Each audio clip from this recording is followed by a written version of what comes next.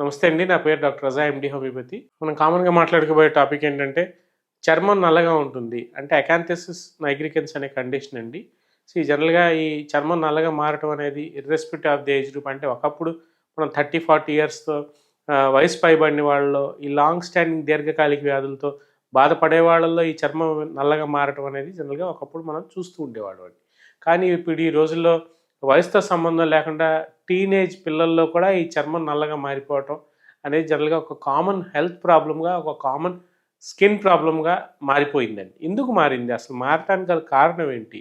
అంటే జనరల్‌గా మోస్ట్‌లీ ఎక్కడ ఎఫెక్ట్ అవుతుంది? అంటే ఎఫెక్ట్ అయ్యే ఏరియాస్ ఏంటంటే నెక్ అంటే మెడ దగ్గర, అండర్ ఆర్మ్స్ ఏవైతే మనకి ఈ చంకల్లో, కాళ్ళు గజ్జల్లో, ఇంగ్వైనల్స్ ఏరియాలో లేదంటే బిలో అబ్డామిన్ అంటే చర్మం ఎక్కడైతే దళసరిగా మందంగా ఉంటుందో, ఫోల్డ్ ఎక్కడైతే ఎక్కువ అవుతుందో ఆ ఏరియాలో ఈ నల్లగా మచ్చలాగా రావటం, స్కిన్ ట్యాగ్స్ అంటే స్కిన్ అనేది ఏలాడటం, వాట్స్ కూడా రావటం అనేది జనరల్‌గా జరుగుతూ ఉందండి.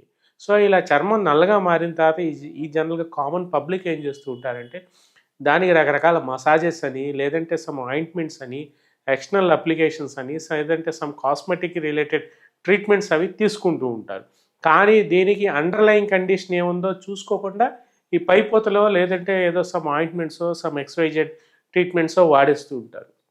అది ఎంత మాత్రం కరెక్ట్ కాదండి. సో, దానికి మనం అసలు అండర్‌లయింగ్ కండిషన్ ఏముంది అనేది చూసుకోవాలి.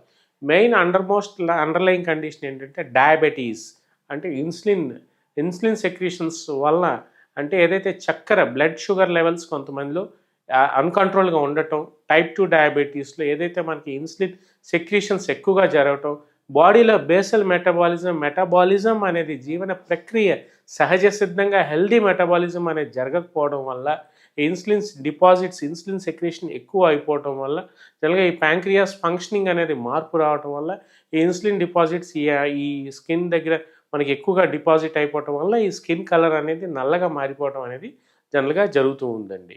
సో, ఈ అండర్‌లయింగ్ కండిషన్ చూసుకోకుండా ఇవి ఎంతమాత్రం పైపోతులో లేదంటే ఈ ఎక్స్టర్నల్ అప్లికేషన్స్ వాడటం వల్ల మాత్రం 100,000% ఎటువంటి ఉపయోగం అనేది ఉండదండి.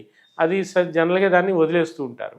అలాగే కొన్ని thyroid related conditions, Hashimoto's thyroiditis అనే కండిషన్‌లో కూడా ఈ చర్మం నల్లగా మారే ఛాన్స్ అనేది ఉందండి. అలాగే కొంతమంది obesity, excessive weight gain age కంటే ఎక్కువగా ఒబేసిటీ అంటే ఏజ్ పర్టైనింగ్ ఎంతైతే వెయిట్ ఉండాలో అంత కాకుండా ఎక్కువగా ఊబకాయంతో బాధపడుతున్న వాళ్ళలో కూడా ఈ స్కిన్ కండిషన్స్‌లో ఈ ఓ ఓ స్కిన్ అనేది నల్లగా మారటం, దళసరిగా అయిపోవటం, ఈ స్కిన్ ట్యాగ్స్, స్కిన్ ఫోల్డ్స్ అవి రావటం అనేది జనరల్‌గా జరుగుతూ ఉందండి.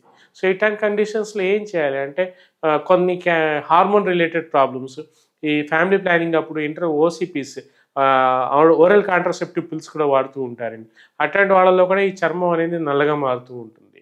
సో, ఇట్లాంటి కండిషన్స్‌లో కొంతమందికి హార్మోనల్ ఇంబాలెన్స్ ఆడపిల్లల్లో చిన్న చిన్న టీనేజ్ పిల్లల్లో కూడా ఈ ప్రొజెస్ట్రాన్, ఈస్ట్రోజన్ హార్మోనల్ ఇంబాలెన్స్, ఈ నెలసరిలు సరిగ్గా రాకపోవటం, ఈ ఊబకాయం అమాంతంగా వెయిట్ పెరిగిపోవటం, ఇలాంటి కండిషన్స్‌లో కూడా ఈ చర్మం నల్లగా మారుతూ ఉంటుంది. సో, ఇలాంటి కండిషన్స్ ఎక్కడ మనకు అసలు అండర్‌లయింగ్ కాజ్ ఏముంది అనేది చూసుకోకుండా ఈ పైపోతలో ఎక్స్టర్నల్ ఆయింట్మెంట్స్ వాడటం వల్ల మాత్రం ఎంత మాత్రం ఉపయోగపడదండి. సో, అండర్‌లయింగ్ కండిషన్స్ అన్నీ నార్మల్‌గా ఉంటే అప్పుడు ఏదైనా మనం ఎక్స్టర్నల్‌గా వాడుకున్నా, లేదంటే ఆయింట్మెంట్స్ వాడుకున్నా, లేదంటే అసలు మందులే వాడుకోకుండా కొంతవరకు ఒబేసిటీ అంటే వెయిట్ తగ్గటం వల్ల కూడా ఈ చర్మం నల్లగా ఉండడం అనేది మనం తగ్గించుకోవచ్చని ఈ వీడియోలో నేను చెప్పదలుచుకున్నాను. సో, బేసిక్‌గా కొంతమంది ఈ కొన్ని కండిషన్స్‌లో మనం చూస్తుంటాం. ఎర్లీ డిటెక్షన్ ఆఫ్ క్యాన్సర్స్‌లో ఉండే వాళ్ళలో కూడా ఈ చర్మం అనేది నల్లగా మారుతూ ఉంటుందండి.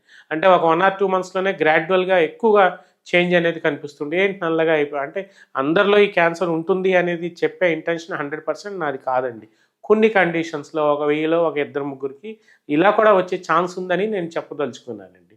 సో, ఇలాంటి కండిషన్స్‌లో అంటే ఈ ఈ ఇన్సులిన్ డిపెండెంట్ డయాబెటిస్‌లో వచ్చిన వాళ్ళకి ఈ చక్కెరతో వ్యాధితో బాధపడే ఇండివిడ్యువల్స్‌లో ఏంటంటే దురద అనేది ఒంటి మీద ఎక్కువగా ఉంటుంది.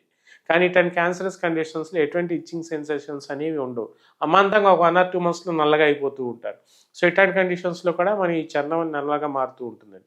సో, ఇట్లాంటి వాటిలో మనం చూసుకొని తద్వారా మనం best beautiful remedies graphites, silicea, hepar sulph, natrum mur, sulphur ఇట్లాంటి మంచి మంచి బ్యూటిఫుల్ రెమెడీస్ మనకి ఉన్నాయండి. అండర్లయింగ్ కాజ్ అనేది చూసుకుని దాన్ని మనం కరెక్ట్ చేసుకుంటే అసలు మన హోమియోపతి మందులు కూడా వాడాల్సిన అవసరం లేదు, ఎటువంటి కాస్మెటిక్ ట్రీట్మెంట్ కూడా అవసరం లేదండి.